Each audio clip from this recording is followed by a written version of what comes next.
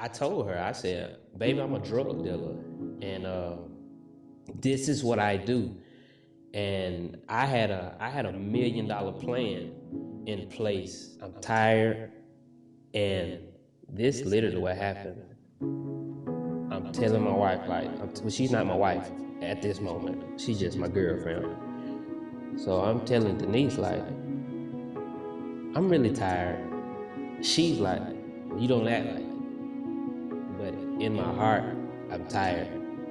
This what led up to that night of the killing. Edge life, you're too close to the ledge.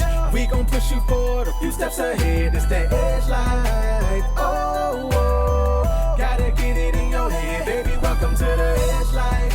You're too close to the ledge. We gon' push you forward a few steps ahead. It's that edge life. Oh, oh, gotta get it in your head. Welcome to the edge life.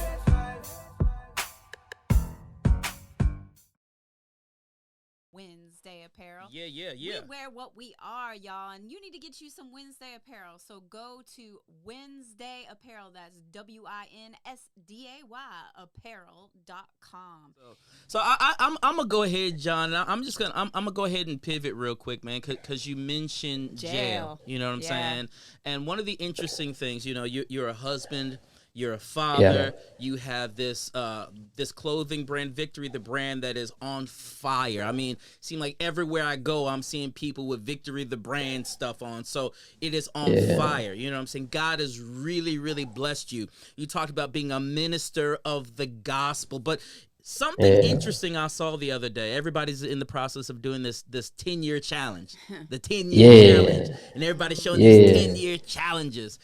Well, literally, I saw yours the other day on Facebook, and your 10-year challenge really struck me because you said this. You said, how did you say it? You said, this is real life for me, or this is victory for me, or this is something for me. But you showed a picture from 10 years ago, and then you showed a current picture. Can you take the people back 10 years ago and just share with the people where were you at, John, and how did we get to this place? Because 10 years ago, I'm gonna start off 10 years ago. I was a lost man.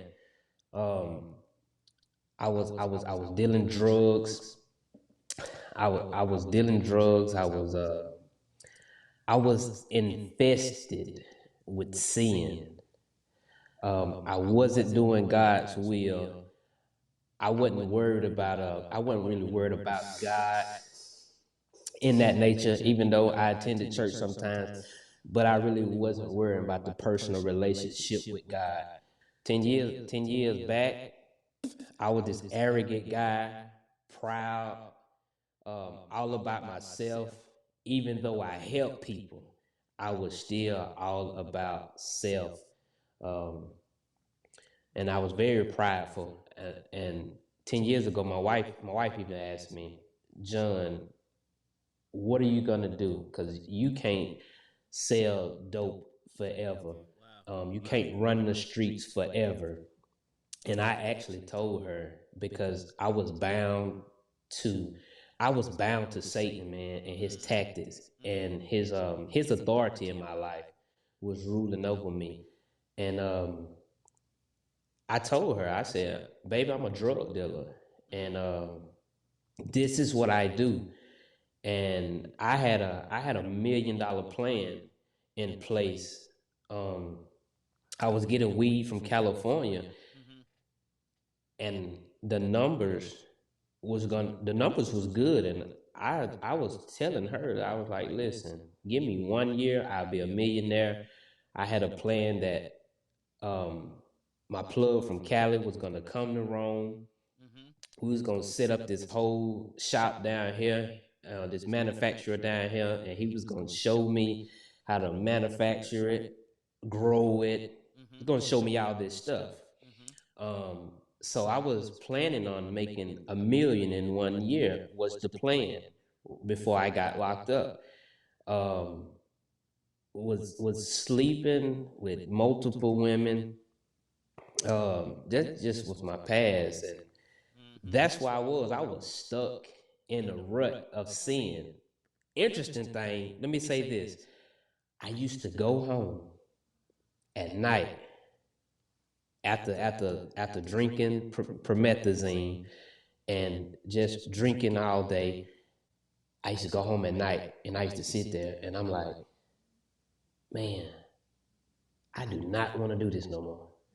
Like, I'm really tired of this lifestyle. I'm really tired of this life. I didn't tell my friends and my partners I used to kick with every day, but I used to go home and it used to hit me that, man, I am tired of this lifestyle. I do not really want to do it no more. My heart was crying out for the Lord 10 years back. What was it, John, that made you feel that way? What was it about the lifestyle that for you, you're like, you know what, I really want to get out of this? Even before that, John, like, you know, for me, I wonder, like, what drew you to that in the first place? That's you know, good. you talked about, like, you just felt like you were infested with sin. What drew you into that place to be that far gone, but yet so tired? What drew me into it was the lifestyle that I was living. It was a lifestyle of, I can have it my way. I can do what I want to at will. I can have anything I want to at will when I want it. It drew me in the dark, deep, but I was like, I need to get out of this. I got kids. I really want to marry my wife. I really want to raise my kids. And I knew that I couldn't live life like this forever. But while I was in the moments of living the lifestyle, those thoughts was not there anymore until I went home and I sat down and said, I'm tired of this. Yeah.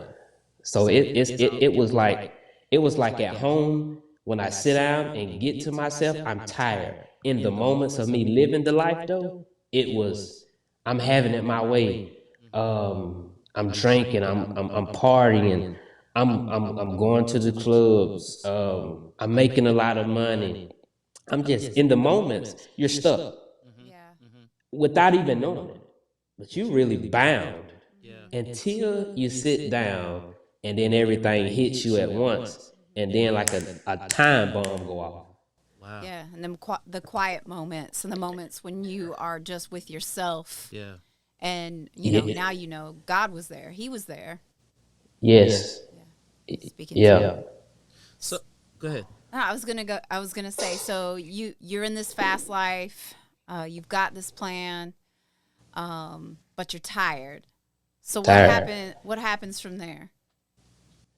What happens from my tiredness is this. I'm tired, and this literally what happened. I'm telling my wife, like, well, she's not my wife at this moment. She's just my girlfriend. So I'm telling Denise, like, I'm really tired. She's like, well, you don't act like it. But in my heart, I'm tired.